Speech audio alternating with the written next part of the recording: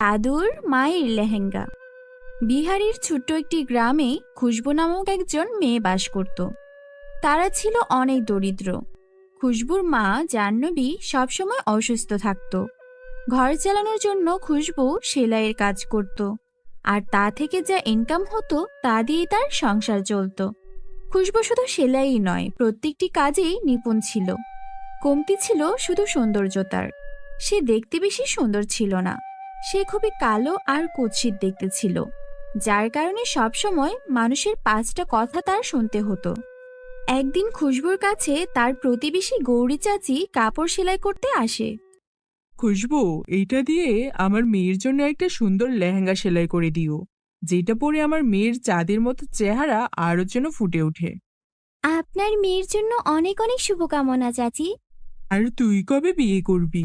তোর সাথে সকল মেয়েদের তো বিয়ে হয়ে গেছে, কত মেয়েদের তো বাচ্চা কাচ্চাও হয়ে গেছে, আর পরশু আমার মেয়েরও বিয়ে।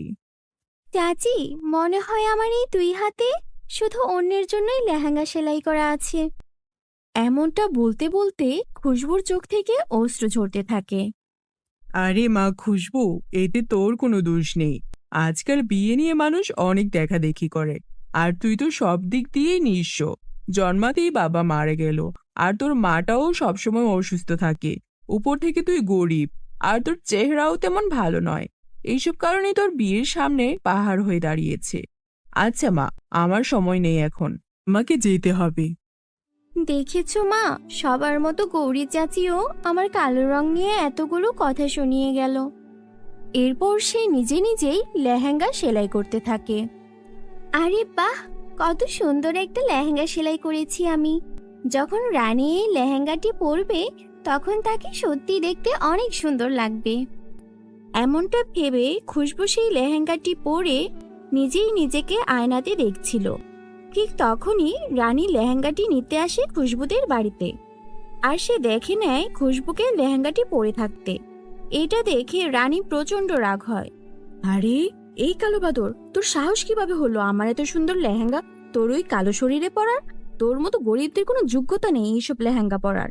আর তুই যেগুলো পরিস, ময়লা ছেঁড়া ফাটা পোশাক, ওইগুলোই তোর যোগ্য, বুঝলি? এখন যা, মুখের দিকে না তাকিয়ে তাড়াতাড়ি আমার লেহেঙ্গাটা দে। রানীর কথাগুলো খুশবুর বুকে তীরের মতো গিয়ে বিঁধে। খুশবু কান্না করতে করতে তার লেহেঙ্গাটি খুলে দিয়ে দেয়, আর উপরওয়ালার কাছে এই নিয়ে বিচার দিয়ে বলে, হে আল্লাহ, তুমি আমাকে এত কালো কেন বানিয়েছো? প্রত্যেকটা মেয়ের একটা নিজস্ব স্বপ্ন থাকে যে সবাই কোনো না কোনো একদিন পালকিতে করে নিজের রাজকুমারের বাড়িতে যাবে, কিন্তু আমার এই স্বপ্ন আর মানবিকতার মাঝে আমার এই কালো চেহারা কাটা হয়ে দাঁড়িয়েছে। যাকে দেখি সবাই আমার এই কুৎসিত চেহারা নিয়ে মজা করে। আমার সঙ্গে কেন এমনটা হয় খোদা? আমি এমন কি পাপ করেছিলাম যার কারণে আমাকে এমন শাস্তি পেতে হচ্ছে? মা খুশবু, আমার সোনা মেয়ে, এমনটা বলে না। মানুষ তো রূপ রঙেই সুন্দর হয় না, মানুষের মন সুন্দর হলেই সে প্রকৃত সুন্দর হয়। আমার মেয়ের মন অনেক সুন্দর, কিন্তু আজকের এই জামানায় মানুষের চোখের উপর টাকার লোভ ও সৌন্দর্যতার পট্টি পড়ে গেছে। কিন্তু মা, তুই চিন্তা করিস না, একদিন সব কিছু ঠিক হয়ে যাবে। এইভাবে মেয়েকে বোঝানোর পর দুইজনেই ঘুমিয়ে পড়ে। এভাবেই সময় কাটছিল। জাহ্নবী নিজের মেয়ের জন্য অনেক চিন্তা হতো, এবং সে সব জায়গায় নিজের মেয়ের বিয়ের জন্য সম্বন্ধ খুঁজত। সে প্রতিটা আত্মীয়ের বাড়িতে যেত এবং অনেকগুলো সম্বন্ধ দেখেছিল, কিন্তু সকলেই তার মেয়ের কালো রং রূপ দেখে না বলে দিত। খুব কষ্ট করে জাহ্নবী একটা বিয়ের সম্বন্ধ পায়। ছেলেপক্ষ সবাই মিলে জাহ্নবীর মেয়ে খুশবুকে দেখতে আসে। এরপর খুশবু চায়ের প্লেট নিয়ে বাইরে বেরিয়ে আসে। তাকে দেখার পর পাত্রের মায়ের প্রচন্ড রাগ হয় এবং সে বলে, আরে, কি এই কেমন মেয়ে আপনার? আমার ছেলেকে দেখেছেন? কত সুন্দর দুধের মতো ফর্সা, আর আপনার মেয়ে তো একদম কোকিলের মতো কালো। ক্ষমা করবেন, এই বিয়ে দেওয়া আমার পক্ষে সম্ভব নয়। খোদার দোহাই লাগে, আমার মেয়েকে ত্যাগ করে চলে যাবেন না। আমি আপনাদের সামনে হাত জোড় করছি। আমার মেয়ে দেখতে এমন হলেও ওর মনটা অনেক ভালো। ও কখনো কোনো বিচার দেওয়ার সুযোগ দেবে না। আপনাদের সামনে হাত জোড় করছি, দয়া করুন আমাদেরকে।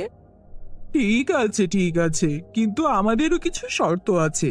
দেখো জাহ্নবী, এমনিতে আমার ছেলের জন্য মেয়ের অভাব নেই, কিন্তু তুমি যদি চাও যে আমি তোমার মেয়েকে আমার ঘরের বউ বানাই, তাহলে আমার একটা শর্ত আছে। তোমার মেয়েকে আমার বাড়ির বউ বানানোর জন্য বেশি কিছু নয়, 2 লক্ষ টাকা নগদ আর 5 ভরি গহনা দিলেই হবে। যদি তুমি আমার এই শর্তে রাজি থাকো তাহলে এই বিয়েতে আমরা রাজি আছি, নয়তো আমরা এখন উঠছি। না না, আমি আপনার সব শর্তে রাজি, শুধু এই বিয়েটা ভাঙবেন না। ঠিক আছে, তাহলে এই বিয়েটা সামনে এগোনো যাবে। মা, তুমি হ্যাঁ কেন বললে? কেন রাজি হলে? এতগুলো টাকার ব্যবস্থা এখন কোথা থেকে হবে মা? সেটা তুই চিন্তা করিস না মা, এমনিতে আমার জন্য তোকে অনেক দুঃখ ভরা জীবন দেখতে হয়েছে, এখন আর না। অনেক কষ্ট করেছিস আমার জন্য। সঞ্জয় অনেক ভালো একটা ছেলে, মানছি যে ওর মা একটু লোভী, কিন্তু উনিও মন থেকে খুব ভালো একজন মহিলা। ওনার মন বুঝতে পারলে অনেক ভালো। আমি বেঁচে থাকতে একবার তোর বিয়েটা দেখে নিশ্চিন্তে তোর বাবার কাছে চলে যেতে চাই মা। মেয়েকে এমনটা বলার পর জাহ্নবী তার বাড়ির কাগজপত্র নিয়ে জমিদারনির কাছে যায় বাড়ি বন্ধক রাখতে। তার পরিকল্পনা ছিল সে তার বাড়ি বন্ধক দিয়ে টাকা জমা করে নিজের মেয়ের বিয়ে দেবে। জমিদারনির কাছে যাবার পর জমিদারনিকে বলে, মালকিন, এটা আমার বাড়ির সম্পত্তির কাগজ। আমার মেয়েকে বিয়ে দিচ্ছি, তাই আমার কিছু টাকার প্রয়োজন এখন। কত টাকা প্রয়োজন তোমার? মালকিন, অনুগ্রহ করে যদি 5 লক্ষ টাকার ব্যবস্থা করে দিতেন তাহলে এখন খুবই উপকৃত হতাম। কি, 5 লক্ষ টাকা? তোমার মাথা ঠিক আছে তো? তুমি তোমার পুরো বাড়ি সম্পত্তি সবকিছু যদি বিক্রিও করে দাও, এর বিনিময়ে তো তুমি 5 লক্ষ টাকা পাবে না। শোনো, আমি তোমাকে একটা ভালো পরামর্শ দিচ্ছি, আমার কথা মেনে নাও। নিজের মেয়েকে নিজের মতো একটা গরিব ঘরে বিয়ে দিয়ে দাও। না না মালকিন, এমন কথা বলবেন না। আমাকে এতগুলো কথা শোনানোর জন্য আপনাকে অনেক অনেক ধন্যবাদ। এখন আমি যাচ্ছি। এমনটা বলে সম্পত্তির দলিল নিয়ে জাহ্নবী উদাস মনে সেখান থেকে চলে যায়। এভাবে সময় কাটছিল। আস্তে আস্তে বিয়ের দিনও খুব কাছাকাছি চলে এসেছিল। কালকে বিয়ের দিন, আর এখনো কোনো টাকার ব্যবস্থা হয়নি। এই শেষ মুহূর্তে সবকিছু কিভাবে হবে? জাহ্নবী মনে মনে এমনটা ভাবছিল। ঠিক সেই সময় গ্রামের সকল মহিলারা অনেক সাজুগুজু করে তার বাড়িতে আসে। অন্যদিকে খুশবু তার মায়ের একটা পুরনো শাড়ি পরে খুব সিম্পল ভাবে সেজে সবার সামনে আসে। আরে, এইটা কি? নতুন বউয়ের চেহারা এত সাদা সিধা, কোনো সাজ নেই, কোনো ভালো পোশাক নেই। বিয়ের জন্য তুমি একটা লেহেঙ্গাও সেলাই করনি? এমনিতে তো পুরো গ্রামের সবার লেহেঙ্গা এত সুন্দর করে সেলাই করে দাও, আর নিজের জন্য পরার একটা লেহেঙ্গাও হয়নি। তুমি ঠিকই বলেছ বোন। আচ্ছা খুশবু, একটা কথা বলতো, এই ছেঁড়া ফাটা শাড়িটি তুই কোথায় পেলি? আরে, তুই নিজেও জানিস তোর চেহারা ভালো না, একটা ভালো পোশাক তো পরতে পারতি। আর কি, যেমন কুৎসিত চেহারা তেমন কুৎসিত ছেঁড়া ফাটা একটা শাড়ি পরে চলে এসেছে। গ্রামের সকল মহিলারা এভাবে খুশবুকে নিয়ে খুব মজা করে। এরপর সবাই যখন নিজেদের বাড়িতে চলে যায়, খুশবু ভীষণ হতাশ হয়েছিল। সে তাড়াতাড়ি নিজের সেলাই মেশিনে বসে এবং নিজের জন্য একটা লেহেঙ্গা সেলাই করার চেষ্টা করে, কিন্তু তার কাছে কোনো ভালো কাপড় ছিল না। তাই বেঁচে থাকা সেরা কাপড়গুলো দিয়ে সে একটা লেহেঙ্গা বানানোর চেষ্টা করে। শেষমেশ সে একটা লেহেঙ্গা বানাতে সফল হয় এবং সে লেহেঙ্গাটি পরে নেয়। কিন্তু নিজের লেহেঙ্গাটি দেখে খুশবু নিরাশ হয়ে কান্না করে দেয়। হে আল্লাহ, শেষমেশ আমার সাথেই এমনটা কেন? তুমি আমাকে এত গরিব আর কুৎসিত কেন বানালে? সমাজে এমন কেউ নেই যে আমার মনের অবস্থাটা বুঝবে। না পাত্রপক্ষের চাহিদা পূরণ করার মতো টাকা আছে, না আমার কাছে পরার মতো কিছু ঠিক মতো একটা লেহেঙ্গা আছে। একটা মেয়ের বিয়ে লেহেঙ্গা ছাড়া অসম্পূর্ণই থেকে যায়। এমনটা বলে খুশবু অসহায়ের মতো কান্না করছিল। ঠিক সেই সময় তার চোখের অশ্রু তার সেই লেহেঙ্গার উপর গিয়ে পড়ে, আর সঙ্গে সঙ্গে সেখানে একটি চমৎকার হয়।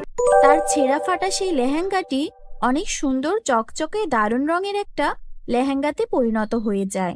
খুশবু ভীষণ অবাক হয়ে যায় এবং নিজের লেহেঙ্গাটি দেখে বলে, আরে, আমার লেহেঙ্গাটা তো অনেকগুলো কাপড় দিয়ে জোড়া দেওয়া ছিল, আর অনেকগুলো জায়গা থেকে ছেঁড়া ছিল। তাহলে হঠাৎ করে এই লেহেঙ্গাটি এত সুন্দর হয়ে গেল কিভাবে? আর অন্যদিকে যেমন ভাবে এটা হোক না কেন, খুশবু নিজে লেহেঙ্গাটি দেখে অনেক খুশি ছিল এবং সে আয়নার মধ্যে নিজেকে দেখে বলে, সত্যি দেখতে অসাধারণ, কোনো তুলনা হয় না। কিন্তু লেহেঙ্গা যতই সুন্দর হোক, এটা তো আমার কালো ও কুৎসিত রংকে আড়াল করে পারছে না। যদি ভাগ্য এমন হতো যে আমার চেহারাটাও এই লেহেঙ্গার মতো অনেক সুন্দর হয়ে যেত। খুশবু মুখ থেকে এমন কথা বের হতে না হতেই খুশবু অনেক সুন্দর পরীর মতো একটা মেয়েতে রূপান্তরিত হয়ে যায়। তাকে পরী থেকে কম কিছু দেখাচ্ছিল না। কি, এটা আমার রূপ? কিন্তু হঠাৎ করে আমি এত সুন্দর হয়ে গেলাম কিভাবে? ঠিক তখনই খুশবু নজর পড়ে তার চকচকে লেহেঙ্গাটির উপর। তার বুঝতে বাকি থাকে না যে এই সব কিছু তার ওই জাদুর লেহেঙ্গারই জাদু। জানি না এটা কেমন করে হলো, তবে আমার এই লেহেঙ্গাটি জাদুর লেহেঙ্গা হয়ে গেছে। আর এই সব কিছু এই জাদুর লেহেঙ্গারই কাজ। আচ্ছা, আমি যদি এই লেহেঙ্গার কাছ থেকে আর কিছু চেয়ে দেখি। হে আমার জাদুর লেহেঙ্গা, আমার বিয়ের জন্য তুমি কি আমাকে গহনা এবং সাজুগুজুর জিনিস দিতে পারবে?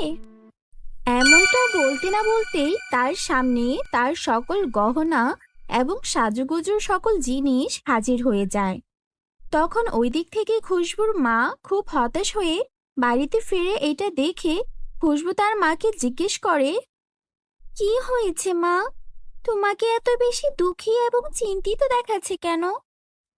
মাকে ক্ষমা করে দে মা, আমি তোর জন্য কিছুই করতে পারলাম না। আমি জমিদার, পঞ্চায়েত, এমনকি বড় বড় অনেক সাহেবের বাড়িতেও গিয়েছি, কিন্তু কেউ আমাকে সাহায্য করেনি। তোর জন্য আমি একটা টাকাও জোগাড় করতে পারিনি।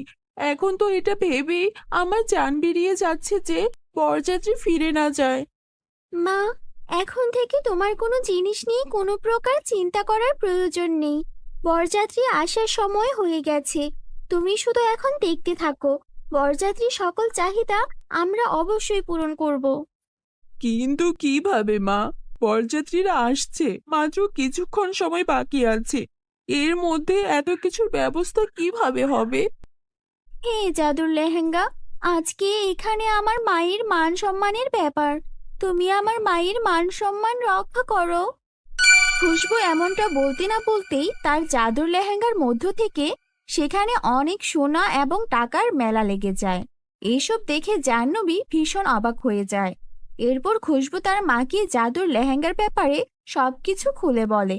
সবকিছু শোনার পর তার মা অনেক বেশি খুশি হয় এবং বলে, খোদার কাছে লাখ লাখ শুক্রিয়া, আজকে খোদার কারণেই এত কিছুর ব্যবস্থা হতে পেরেছে। খুশবু, সত্যিই আমি অনেক ভাগ্যবতী যে আমি মেয়েরূপে তোকে পেয়েছি। এখন শুধু তুই দেখ মা, আমি তোর বিয়েতে কত বড় অনুষ্ঠান করে দেই। জাহ্নবী সেই সব টাকা দিয়ে খুব ভালোভাবে বিয়ের প্রস্তুতি নেয়। কিছুক্ষণের মধ্যে বরযাত্রী চলে আসে। পুরো গ্রামবাসীরা বিয়ের এত সুন্দর প্রস্তুতি দেখে ভীষণ অবাক হয়। ঠিক তখনই সেখানে খুশবু আসে। আরে, এইটা কি আশ্চর্য! দেখেছো, এই কালো অমাবস্যার চাঁদের মতো দেখতে খুশবু হঠাৎ করে পূর্ণিমার চাঁদে পরিণত হয়ে গেল কিভাবে? আর ওই দেখো, যৌতুকের জিনিসপত্র কত জিনিস দিয়েছে জাহ্নবী। এমনিতে তো সবসময় নাকি কান্নাকাটি করতো, আর এতগুলো টাকা জানি না কোন মাটির নিচে পুঁতে রেখেছিল। তাই তো এত ধুমধাম করে নিজের মেয়ের বিয়ে দিচ্ছে। আরে খুশবু, লেহেঙ্গাটা দেখেছ? কত সুন্দর লেহেঙ্গা, কত সুন্দর মানিয়েছে ওকে লেহেঙ্গাটাতে। আরে বাবা, এটা আমাদের বানু তো। ও তো পাতিলের তলার থেকেও কালো ছিল, আর হঠাৎ করে এত সুন্দর হয়ে গেল কিভাবে? আর ওরা তো আমাদের চাওয়ার থেকেও অনেক সম্পত্তি বেশি দিয়েছে। আচ্ছা বাবা, এখন তো আমার সন্দেহ হচ্ছে এই দুই মেয়ে কোনো জাদু করলো না তো? এরপর অনেক খুশিতে খুশবু এবং সঞ্জয়ের বিয়ে হয়ে যায়। খুশবু খুশি মনে মায়ের কাছ থেকে বিদায় নিয়ে শ্বশুরবাড়িতে চলে যায়। ধন্যবাদ আমার জাদুর লেহেঙ্গা। আজকে শুধুমাত্র তোমার কারণেই এই সব কিছু সম্ভব হয়েছে। তোমার কারণেই আমার সংসার বসেছে, আর সবকিছুতে আজকে যে আমার প্রশংসা হচ্ছে সেটার কারণ একমাত্র তুমি। হে আমার চাদর লেহেঙ্গা, তোমাকে অনেক অনেক ধন্যবাদ।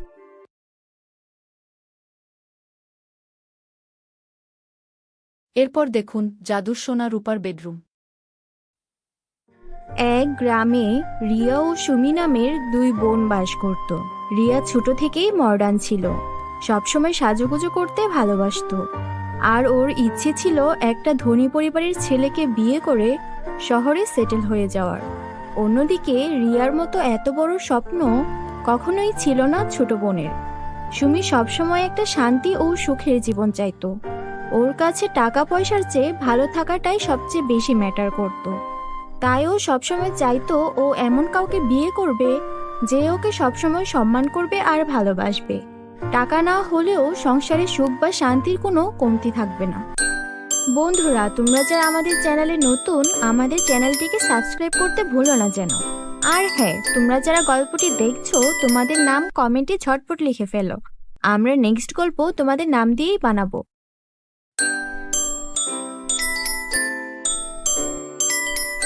এভাবেই দিন চলতে থাকে। ওরা দুই বোন বড় হয়ে যায়। রিয়া বিয়ে করে শহরের একজন নামি দামি ব্যবসায়ী ছেলেকে, যার কাছে অনেক টাকা ছিল। অন্যদিকে সুমি বিয়ে করে গ্রামের এক কৃষককে, যার কাছে এত টাকা তো ছিল না, শুধু ছিল কয়েক খণ্ড জমি, যাতে সে চাষাবাদ করত। সুমির শ্বশুরবাড়িতে ওর স্বামী ছাড়া আর কেউই ছিল না। সুমি ওর স্বামীকে সব কাজে সাহায্য করত। অন্যদিকে রিয়া ওর শ্বশুরবাড়িতে গিয়ে ওর স্বামীর সঙ্গে ওর শ্বশুর শাশুড়িকেও পায়, যারা কিনা অনেক স্টাইলিশ আর মডার্ন ছিল। সারাদিন পার্টি করে বেড়াতো। তাদের বাড়িতে টাকা পয়সার কোনো কমতি ছিল না। রিয়া ওর স্বপ্নের মতো জীবন পেয়ে অনেক খুশি ছিল। এত ধনী সবকিছু, আমি তো এমনটাই দেখতে চেয়েছিলাম। এই জন্যই তো এত সাজুগুজু করতাম, যেন কোনো ধনী পরিবারের ছেলে আমাকে পছন্দ করে আর আমি ওদের সঙ্গে থেকে এমন সুখের জীবন কাটাতে পারি। শোনো ডার্লিং, আমাকে তুমি সবকিছু এনে দিবে। তোমাদের বাড়িতে এত কিছু আছে, তোমাদের এত টাকা আছে, তাহলে সোনার বেডরুম নেই কেন? আমার সবকিছু সোনা দিয়ে বানানো চাই। ওকে ডার্লিং, তুমি যখন বলেছো এটা আর এমন কি, আমি আমাদের পুরো বেডরুমটাই সোনার করে নিচ্ছি। তুমি শুধু ওয়েট করো। কিছুদিনের মধ্যেই রিয়াকে ওর স্বামী সোনা দিয়ে একটা বেডরুম বানিয়ে দেয়, যেখানে সোনার বিছানা, সোনার আলমারি, সবকিছু সোনার তৈরি ছিল। আরে শুধু সোনার বেডরুম দিয়ে হবে না, আমি চাচ্ছি আরো অন্য কিছু। আরে তুমি একবার মুখ ফুটে বলো না, আমতা আমতা করছো কেন? তোমার কি হীরের কিছু লাগবে? হীরের কিছু হলে তো ভালোই হয়। তুমি চাইলে আমাকে ডায়মন্ড দিয়েও কিছু বানিয়ে দিতে পারো। আমি চাই আমাদের বাড়িঘর দেখে সবাই ভাববে যে আমরা কোনো রাজমহলে থাকি। এত কিছু সাদামাটা ভালো লাগছে না। আর হ্যাঁ, আমাদের দামি দামি কিছু গাড়িও দরকার। তুমি একবার বলো না, ল্যাম্বরগিনি গাড়ি চাই তোমার? এছাড়া আমাদের গ্যারেজে তো 10টা গাড়ি আছেই। ঠিক আছে, আমি তোমার সঙ্গে শপিংয়ে যাব। আর হ্যাঁ, গাড়ির শোরুমেও যাব। নতুন কিছু গাড়ি লাগবে, আর আমার শাড়ির সঙ্গে ম্যাচিং করে ওই কালারের গাড়ি কিনে নিয়ে আসবো। ঠিক আছে, তুমি যখন চাইছো তাই হবে। আমি এখন একটু ব্যবসায়ের কাজে দেশের বাহিরে যাচ্ছি। আসতে আমার 2 মাস সময় লেগে যাবে। কি বলছো? 2 মাসের জন্য তুমি থাকবে না? তোমাকে ছাড়া আমি কিভাবে থাকবো? কেন ডার্লিং, আমি তো তোমাকে সোনা দানা সবকিছু দিয়েই ভরিয়ে রেখেছি। আমাকে আর কি প্রয়োজন? তুমি তো জানো আমি ব্যবসার কাজে বাইরে থাকি, কত মিটিং করতে হয়। তোমার টাকা লাগলে তোমার অ্যাকাউন্টে আমি টাকা পাঠিয়ে দেব। তোমার যত ইচ্ছা পার্টি করো, শপিং করো, আনন্দ করো, কেমন? আমি তাহলে আসি। এই বলে রিয়ার স্বামী বিদেশে চলে গেল। রিয়া ওর স্বামী চলে যাওয়ার পর একদম একা হয়ে গেল। শ্বশুর শাশুড়ির সঙ্গে গিয়ে সময় কাটানোর জন্য তাদের কাছে গিয়েও তাদেরকে পেল না, কেননা তারাও পার্টি করার জন্য বেরিয়ে গিয়েছিল। সোনার বেডরুম, সোনার বিছানা সবকিছু পেয়েও কেমন যেন রিয়ার মনে কোনো শান্তি ছিল না। রিয়া ভাবল, বাড়িতে বসে থেকে কি করব? যাই, আমার বোনকে একটু দেখে আসি। ও তো একটা গরিব কৃষককে বিয়ে করেছে, নিশ্চয় ও অনেক কষ্টে আছে। ওকে দেখে আসি, ওর জীবন কেমন চলছে। আমার মতো তো আর এত আনন্দে নেই।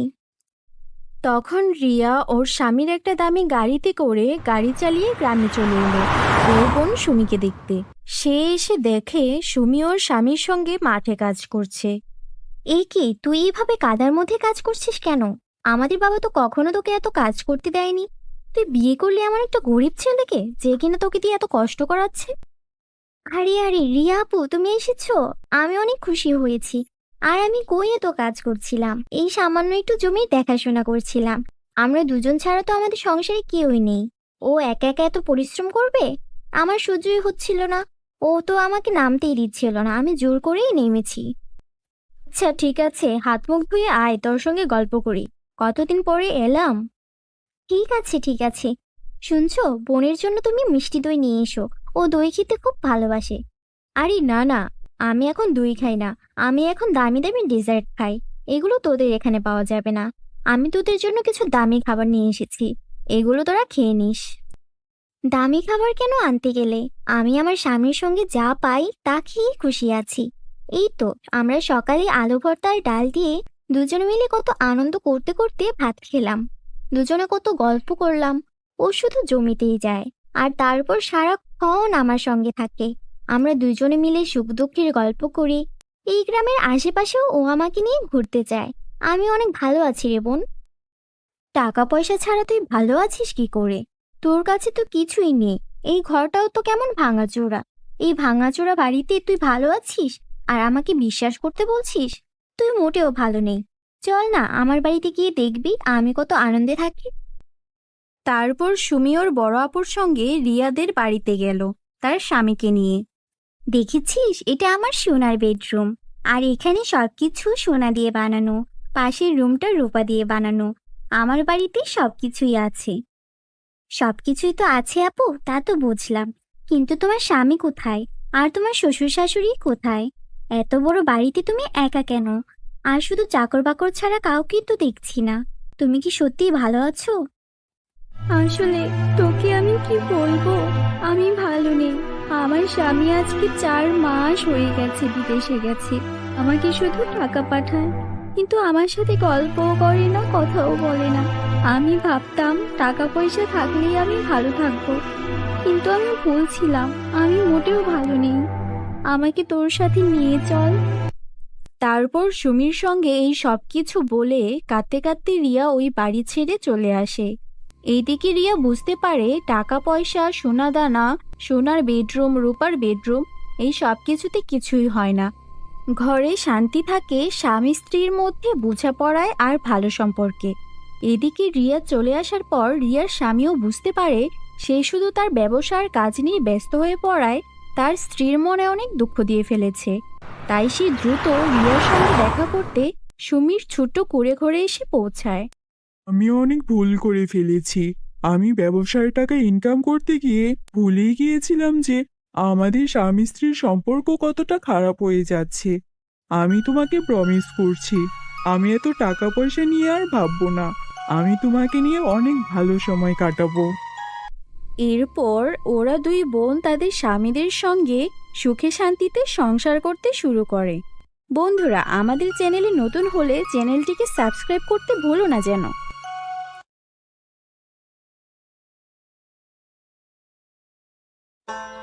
কৃষ্ণপুর নামের এক গ্রামে রতন চাষির একটা গরু ছিল।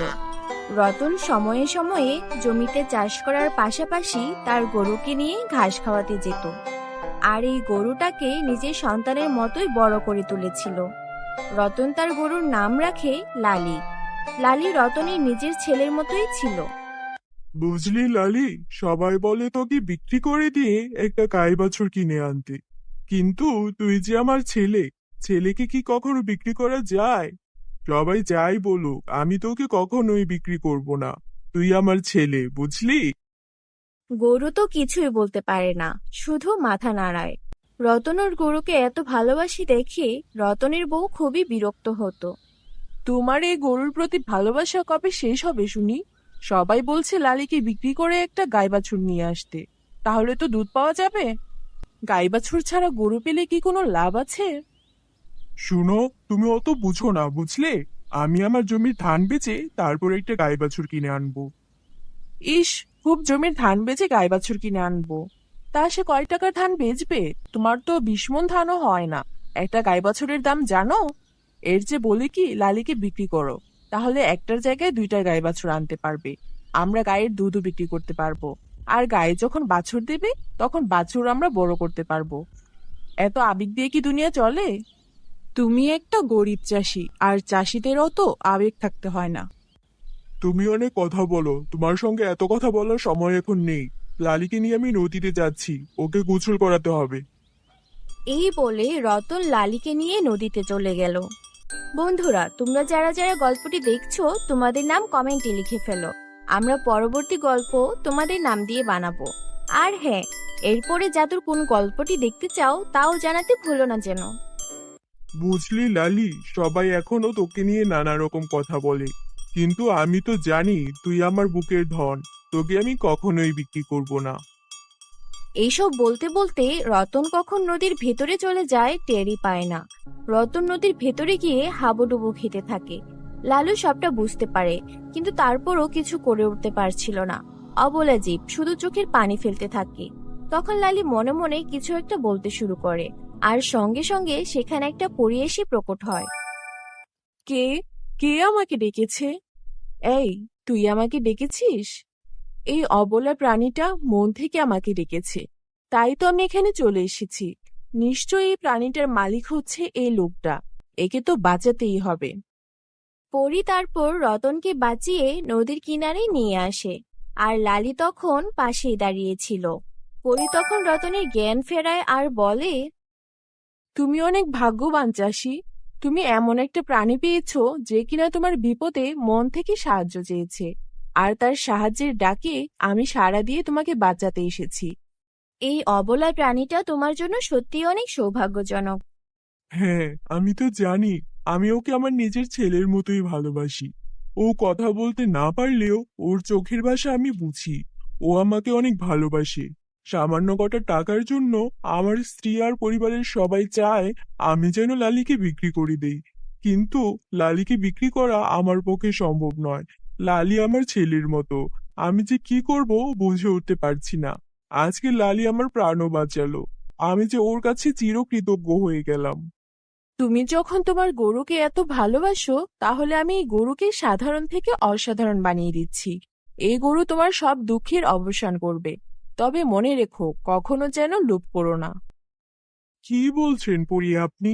এমন কি করবেন যাতে আমার লালি অসাধারণ হয়ে যায়? দেখোই না আমি কি করি। তুমি এক কাজ করো, নদী থেকে মাটি তুলে আনো, আর সেই মাটি তোমার লালির গায়ে প্রলেপ দিয়ে দাও। মাটি তুলে এনে লালির গায়ে প্রলেপ দেব? ওই শরীর তো নোংরা হয়ে যাবে। পরে তো আবার গোসল করাতে হবে। ওহো চাষি, তুমি দেখছি ভারী কথা বলো। এত কথা বলা ঠিক নয়। তুমি যা বলছি তাই করো। লালির গায়ে মাটির প্রলেপ দাও দেখি। পরীর কথা মতো তখন সেখানে রতন মাটি নিয়ে এসে গরুর গায়ে প্রলেপ দিতে শুরু করলো। প্রলেপ দেওয়া শেষ হয়ে গেলে পরী গিয়ে তার জাদুর কাঠি লালির গায়ে ছোঁয়ালো। সঙ্গে সঙ্গে লালি একটা সোনার গরুতে পরিণত হলো। এই কি কাণ্ড! আমার লালি তো সোনার গরু হয়ে গেছে। ওর কোনো ক্ষতি হবে না তো? ওর কোনো কষ্ট হচ্ছে না তো? না না, আমার সোনার গরুর দরকার নেই। আপনি আমার লালিকে আগের মতো করে দিন পরি। আরে না না, তোমার ছেলে তোমার লালি একদম সুস্থ আছে। আমি ওকে সোনার গরু করে দিয়েছি জাদু বলে, যেন ও তোমাকে সাহায্য করতে পারে।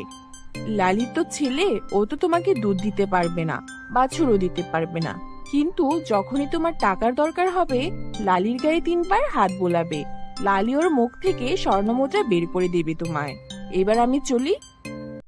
এই বলে পরী সেখান থেকে অদৃশ্য হয়ে গেল। রতন লালির গায়ে 3 বার হাত বুলালো। সঙ্গে সঙ্গে লালির মুখ থেকে সোনার মুদ্রা ঝরে পড়তে লাগলো। এ কি কাণ্ড! আমার লালি দেখছি সোনার গরু হয়ে গেছে। যাই যাই, এখনই গিন্নিকে গিয়ে বলি। গিন্নি সবসময় আমাকে গালমন্দ করেছে। আমি লালিকে ভীষণ ভালোবাসি, তাই আজকে লালি আমার জীবন পরিবর্তন করে দেবে। চল লালি, চল। তারপর রতন তার গরুকে নিয়ে বাড়িতে আসে। রতনের সঙ্গে এমন একটা সোনার গরু দেখে রতনের স্ত্রী অবাক হয়ে যায়। এ কি কাণ্ড! তুমি এই গরুটা কোথা থেকে আনলে? এই তো দেখছি সোনার গরু। এত দামি গরু কোথায় পেলে গো? আরে না না, এটা দামি গরু নয়, এটা আমাদের লালি। লালি পরীর আশীর্বাদ পেয়েছে। পরী লালিকে আশীর্বাদ দিয়েছে, তাই লালি সোনার গরু হয়ে গেছে। শুধু তাই নয়, আমি তোমাকে এখন একটা জাদু দেখাবো, যা দেখে তুমি অবাক হয়ে যাবে। কি জাদুর কথা বলছো? তোমার কি মাথা ঠিক আছে? একটা সোনার গরুকে এনে বলছো এটা আমাদের লালি, এখন আবার বলছো জাদু দেখাবে। তুমি কবে থেকে এসব শুরু করলে গো? আরে দেখো দেখো, লালি, চল গিন্নিকে এবার একটু জাদু দেখাই। দেখা দেখা লালি, তোর জাদু দেখা। তারপর রতন তার গরুর গায়ে 3বার হাত বোলালো। সঙ্গে সঙ্গে লালির মুখ থেকে ঝরঝর করে স্বর্ণমুদ্রা বেরোতে লাগলো। এ কি কাণ্ড দেখছি গো, আমার তো মাথা ঘোরাচ্ছে।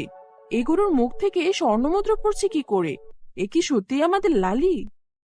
হ্যাঁ হ্যাঁ, এ সত্যি আমাদের লালি। এখন দেখবো কে বলে লালিকে বিক্রি করতে। এরপর রতন লালির থেকে সেই স্বর্ণমুদ্রাগুলো নিয়ে তার অবস্থার পরিবর্তন করতে শুরু করলো। নিজের বাড়ি, নিজের জমি সবকিছুই আরো বেশি আভিজাত্যপূর্ণ করে ফেললো। শুধু তাই নয়, রতন লালির থেকে স্বর্ণমুদ্রা নিয়ে গ্রামের অসহায় গরিব দুঃখীদেরও সাহায্য করতে লাগলো। বন্ধুরা, আমাদের চ্যানেলে নতুন হলে চ্যানেলটিকে সাবস্ক্রাইব করতে ভুলো না যেন। Bye bye. এরপর দেখুন মায়ের দেওয়া জাদুর সোনার লেহেঙ্গা। মায়ের দেয়া জাদুর সোনার লেহেঙ্গা। অনেক বছর আগের কথা, ইসিপুর নামের একটা গ্রামে উষসী ওর বাবার সঙ্গে বাস করত। উষসীর মা একটা কঠিন অসুখে মারা যায়। এরপর থেকে উষসী ওর বাবার সঙ্গেই থাকতে থাকে। কিন্তু বাবার পক্ষে চাকরি করে আবার উষসীর দেখাশোনা করাও সম্ভব ছিল না। তাই সে ঠিক করে উষসীর জন্য নতুন মা নিয়ে আসবে। তাই সে এক ধনী পরিবার থেকে উষসীর জন্য নতুন মা নিয়ে আসে। উষসীর বাবা আবারও বিয়ে করে নিয়ে আসে। উষসীর বাবা যাকে বিয়ে করে তার নাম ছিল কবিতা। কবিতা প্রথম প্রথম উষসী আর ওর বাবার অনেক খেয়াল রাখলেও যতদিন যেতে থাকে তার মধ্যে টাকার অহংকার অনেক বেড়ে যেতে থাকে। সে উঠতে বসতে উষসী আর ওর বাবাকে টাকার খোঁটা দিত আর নানা রকম কটু কথা শোনাতো। এই আমি বিয়ে করে কোন ফকিরের বাড়িতে আসলাম? আমার বাবা বলল এই লোক নাকি ভালো। সে তো আমার আগে 2টা বিয়ে হয়েছিল, এই কারণে বিয়ে হচ্ছিল না, তাই এই গরিবকে বিয়ে করেছি। কিন্তু আমি কি এখন তোদেরকে চাকরানির মতো রান্না বান্না করে খাওয়াবো নাকি? শোন, বাপ বিটিতে যদি আমার সঙ্গে থাকতে চাস, রান্না বান্না তোরাই করবি, আমি কিছু করতে পারবো না। উষসীর বাবা সবটা মেনে নেয়। সে ভাবে উষসী হয়তো একটা মা পাবে, এর বিনিময়ে সে সবকিছু করতে রাজি ছিল। কিন্তু যতদিন যাচ্ছিল পরিস্থিতি ততই খারাপ হচ্ছিল। দিন দিন কবিতার আচরণ আরো খারাপই হতে যাচ্ছিল। একদিন কবিতা উষসীকে অনেক বকাঝকা করছিল তার একটা দামি লিপস্টিক ভেঙে ফেলার কারণে।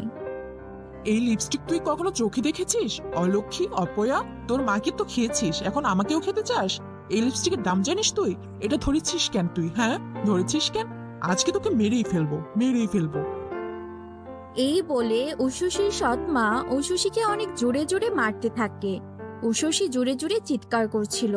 তখনই উষসীর বাবা সেখানে চলে আসে আর বলতে শুরু করে, হ্যাঁ হ্যাঁ, মারো, আমার পাপের শাস্তি আমার মেয়েটাকে দাও। আরেকটা কাজ করো না, আমাকেও মেরে ফেলো। একটু বিষ এনে দাও, আমি আর আমার মেয়ে মিলে খেয়ে মরে যাই, তাহলেই তো তোমার শান্তি হয়, তাই না? এটা শুনে উষসীর সৎমা কবিতা আরো বেশি রেগে যায়। সে উল্টো লাঠি নিয়ে উষসীর বাবাকেও মারতে শুরু করে। তারা বাবা মেয়ে সেই সৎমায়ের হাতে প্রচুর মার খায়। তাদের অবস্থা অনেক শোচনীয় ছিল। উষসী ওর বাবাকে এভাবে মার খেতে দেখে বড্ড খারাপ লাগে। বাবা, আমার জন্য তোমাকে এত কষ্ট পেতে হচ্ছে। আমাকে তুমি কোনো একটা এতিমখানায় রেখে আসো। আমি এ বাড়িতে না থাকলে মা হয়তো তোমার সঙ্গে এমন আচরণ করবে না বাবা। না রে মা, এই মহিলা কখনোই ভালো হবে না। ধনী পরিবারে বিয়ে করেছি, তাই টাকার অহংকার দেখায়, কিছু না কিছু হলেই মামলার ভয় দেখায়। এই মহিলাকে বিয়ে করে আমার জীবনটাই শেষ হয়ে গেল। জানি না কবে তোকে একটু ভালো রাখতে পারবো। তোর ভালোর জন্যই বিয়েটা করেছিলাম, কিন্তু এই বিয়েটা আমাদের জীবনের অভিশাপ হয়ে গেল রে মা। আমাকে ক্ষমা করে দিস। তোর শরীরে অনেক ব্যথা করছে, তাই না? আয়, তোকে একটা ব্যথার ওষুধ খাইয়ে দিই। এভাবেই উষসী ওর বাবাকে নিয়ে অনেক কষ্টে দিন কাটাচ্ছিল। একদিন উষসী, এই উষসী, এটা কি করেছিস? এই হাড়িটা ভেঙেছিস কেন? এটার দাম জানিস তুই? আজকে তোকে আমি মেরেই ফেলবো। দাঁড়া, আজকে এই দুধের মধ্যে বিষ খাইয়ে তোকে আমি মেরে ফেলবো। মা, এই দুধে বিষ মেশানো আছে, আমাকে দয়া করে খাওয়াবেন না। আমি মরতে চাই না, আমাকে ছেড়ে দিন, ছেড়ে দিন না। তোকে একদমই ছাড়বো না। এই বিষ মিশানো দুধ তুই খাবি, আর তোর বাবাকেও খাওয়াবো। তোদের বাপ বেটিকে একসঙ্গে মেরে আমি গর্তে পুঁতে রাখবো। উষসী চিৎকার দিয়ে ওঠে। তখনই ওর ঘুম ভেঙে যায়। এটা কি তাহলে স্বপ্ন ছিল? আমি স্বপ্নে দেখছিলাম আমার সৎ মা আমাকে এভাবে মেরে ফেলতে চাইছিল। আজ কিছুদিন হলো এমন সব ভয়ঙ্কর স্বপ্ন দেখছি আমি। কেন দেখছি কিছুতেই বুঝতে পারছি না। বাবার আবার কোনো ক্ষতি হবে না তো? না না, আমি বাবাকে নিয়ে দরকার হয় এই বাড়ি ছেড়ে দূরে কোথাও চলে যাব। আমি আমার নিজের জন্য বাবার কোনো ক্ষতি হতে দেখতে পারবো না। মা, তুমি কেন আমাকে ছেড়ে চলে গেলে? এখন দেখো না আমাকে আর বাবাকে কত কষ্ট পেতে হচ্ছে। উষসী তখন ওর বাবাকে দেখার জন্য ওর সৎ মায়ের ঘরে প্রবেশ করলো। উষসীর বাবা তখন ঘুমিয়েছিল। এই মেয়ে, এইখানে কি খুঁজছিস? হ্যাঁ, তোর বাবাকে কি আগে দেখিসনি নাকি? এখানে তোর বাবাকে দেখতে এসেছিস কেন? কি হয়েছে?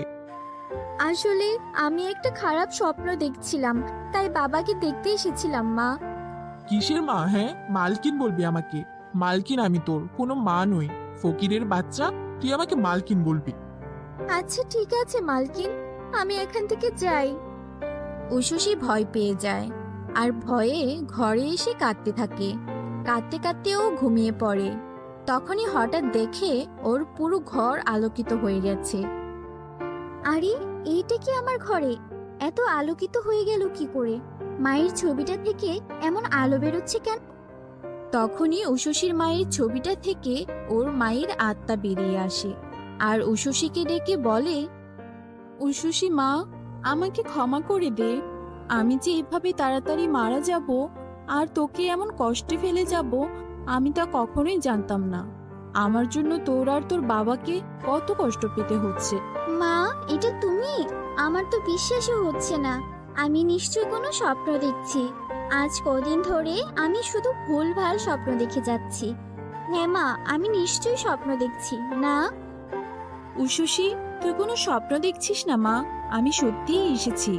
তোর কষ্ট যে আমার আর কিছুতেই সহ্য হচ্ছিল না, তাই তো আমি তোর সব কষ্ট দূর করে দিতে এসেছি মা। এই নে, এটা একটা জাদুর সোনার লেহেঙ্গা। এই লেহেঙ্গাটা তুই তোর সৎমাকে পরিয়ে দিবি। তারপর দেখবি তোর সৎমা একদম পরিবর্তন হয়ে গেছে। তোর আর তোর বাবার উপর আর কোনো অত্যাচার করবে না। তুই ভালো থাকিস মা।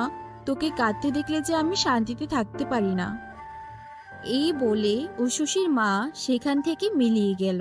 উষসী ওই লেহেঙ্গাটা নিয়ে হাঁটতে হাঁটতে ওর সৎ মায়ের কাছে গেল আর বলল, মালকিন, আপনার জন্য এই লেহেঙ্গাটা আমি উপহার হিসেবে নিয়ে এসেছি। এটা সোনার লেহেঙ্গা, আমার মা রেখে গিয়েছিল। আমার তো মা মারা গেছে। এটা অনেক দামি লেহেঙ্গা, এটা আপনি নিন। আরে বাহ, লেহেঙ্গাটা তো দেখতে অনেক সুন্দর। এতদিন দেশনি কেন? হ্যাঁ, কি ভেবেছিলি নিজের মায়ের এই দামি লেহেঙ্গা নিজের কাছে রেখে দিবি? শোন, এই বাড়িও আমার, এই লেহেঙ্গাও আমার। দে এটা, আমি এখনই পরবো। তারপর সৎমা কবিতা সেই লেহেঙ্গাটা ঘরে নিয়ে পরে ফেলল। তারপর সে লেহেঙ্গাটা পরে বাহিরে বেরিয়ে এলো। এই দেখো তো আমাকে কেমন লাগছে। অনেক সুন্দর লাগছে মালকিন, আপনাকে তো দেখতে খুবই সুন্দর লাগছে। এই লেহেঙ্গাটাতে আপনাকে অনেক মানিয়েছে। এই, তুমি আমাকে মালকিন বলছো কেন? আমি তো তোমার মা হই। শোন, আজ থেকে আমাকে মা বলে ডাকবি। আর বল তোর কি খেতে পছন্দ, আমি তোর জন্য রান্না করে দিচ্ছি। নুডলস খাবি? সত্যি বলছো মা? কি তুমি নুডলস রান্না করে খাওয়াবে? হ্যাঁ, এতে অবাক হওয়ার কি আছে? তোর জন্য আর তোর বাবার জন্য আমি মজার মজার বিরিয়ানি রান্না করছি। আর যা, বন্ধুদের সাথে খেলা কর। ঘরে বসে কি করছিস? উষসী বুঝতে পারে ওর মায়ের দেয়া সোনার লেহেঙ্গার কারণেই ওর সৎ মায়ের আচরণ পাল্টে গেছে। এরপর থেকে উষসীর সৎ মা আর কখনো খারাপ আচরণ করেনি। উষসী ওর বাবাকে নিয়ে সৎ মায়ের সঙ্গে সুখী শান্তিতে জীবন কাটাতে থাকে। বন্ধুরা, গল্পটি ভালো লাগলে আমাদের চ্যানেলটিকে সাবস্ক্রাইব করে বেল আইকন অন করে দিও। ধন্যবাদ। আমাদের চ্যানেলটি সাবস্ক্রাইব করুন আর বেল দিন।